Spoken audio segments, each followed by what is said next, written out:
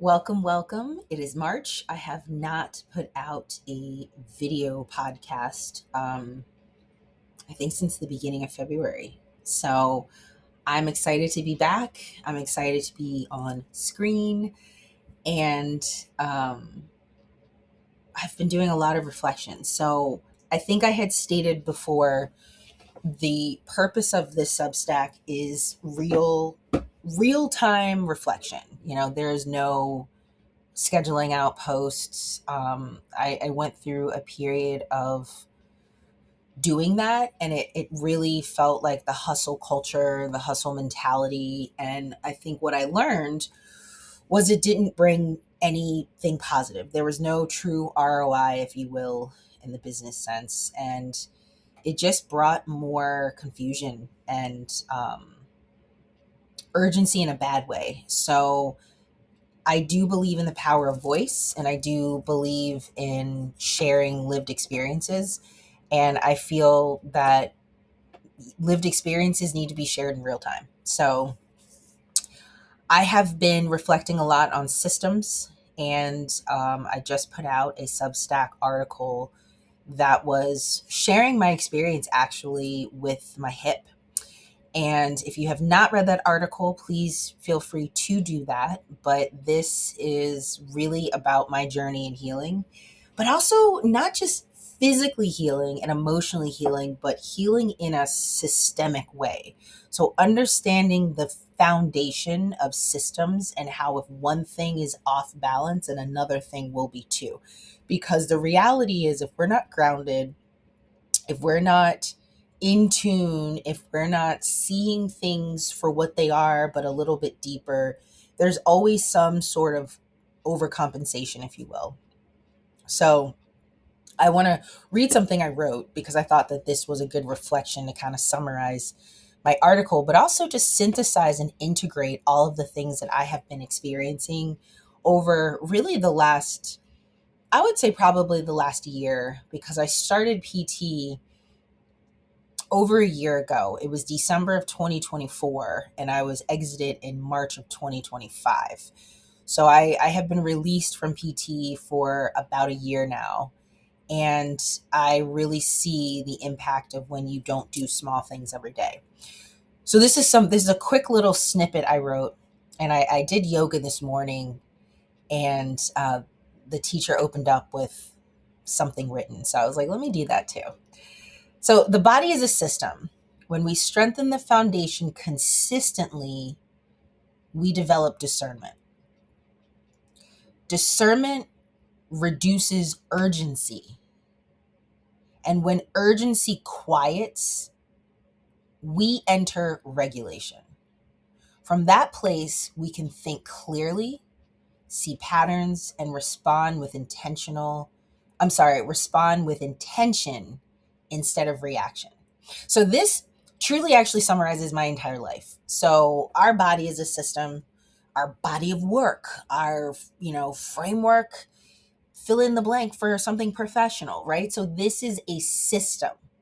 But what we have to think about is that system and the pieces that go into that. So when we strengthen the foundation consistently, so in my case, doing 10 minutes of PT exercises a day goes a long way, because when you stop, that's when all of a sudden the overcompensation picks up, right? So if you don't really understand the foundation or the infrastructure, then things tend to fall apart.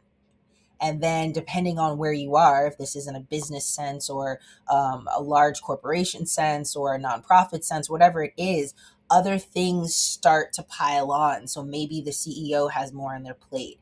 Maybe, the employees don't have as much paid time off. Whatever it is, this is a system.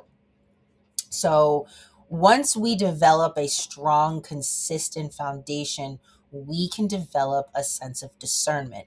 Now, what I've learned from my experience with my upbringing, my childhood, being a parent, um, being diagnosed with ADHD, all of the things, there was no discernment. There was reactivity.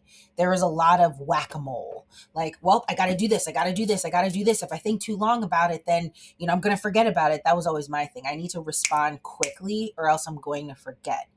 But what if we slow down, and what if we actually ground ourselves, and what if we actually look at our systems and our foundations and say, hey, I've got some cracks here.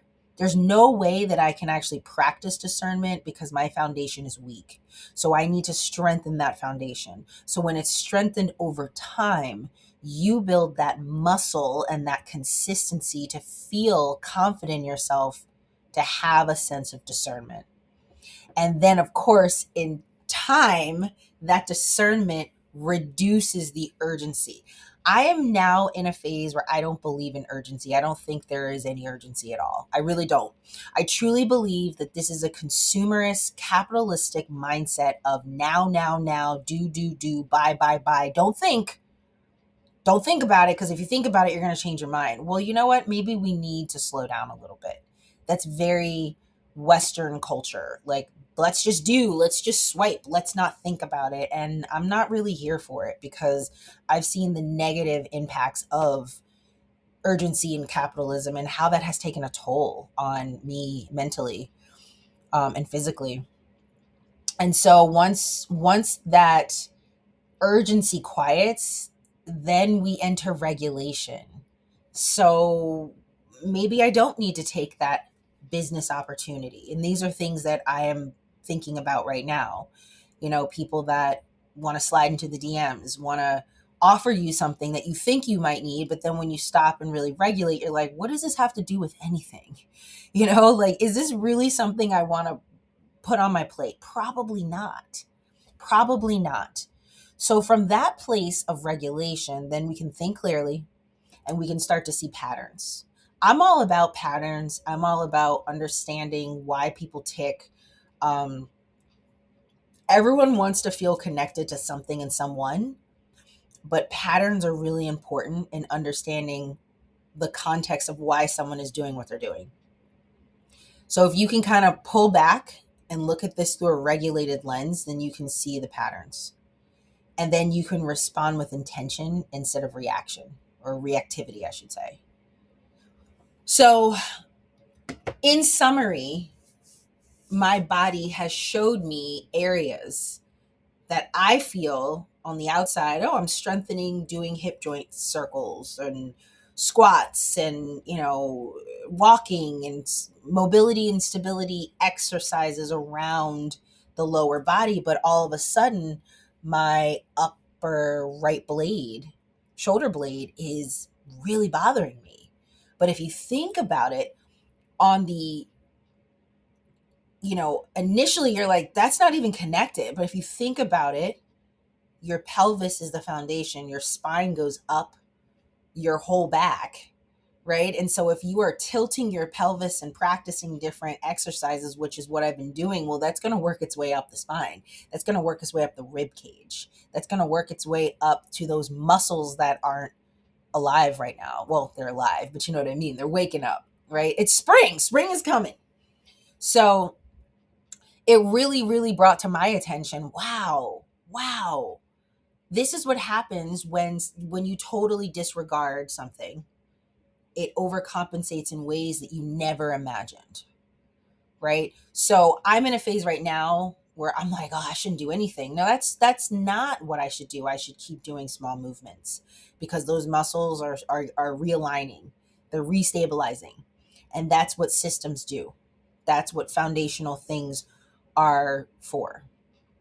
So I'm going to leave it at that, because it's been a while. Haven't shown my face.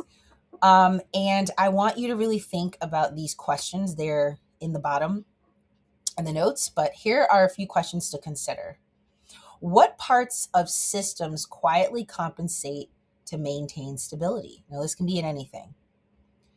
What signals tell us that a system is reorganizing rather than failing? That's a deep question, because more than often we immediately think, oh, I'm failing. This is failing. This isn't going well. Well, is it really not going well, or is there reorganization? And if we remove the urgency and we give it time, maybe something is blooming. Maybe something is coming up. Maybe something is forming. How do small, consistent inputs create long term stability? How often do we mistake adaptation for dysfunction? That's a deep one. That's a real deep one. What happens when we learn to read feedback signals instead of suppressing them? Now, this is something that I did for years with my hip. Oh, I'm fine. Oh, I don't know. I'm going to live with this pain. It's okay. I'll just stretch. Or in many cases, early in after I finished my track career in college, I would still keep running like I was in college. And my body was screaming, you cannot function like you were 18, 19, 20 years old anymore. So, what are we suppressing? Things to think about.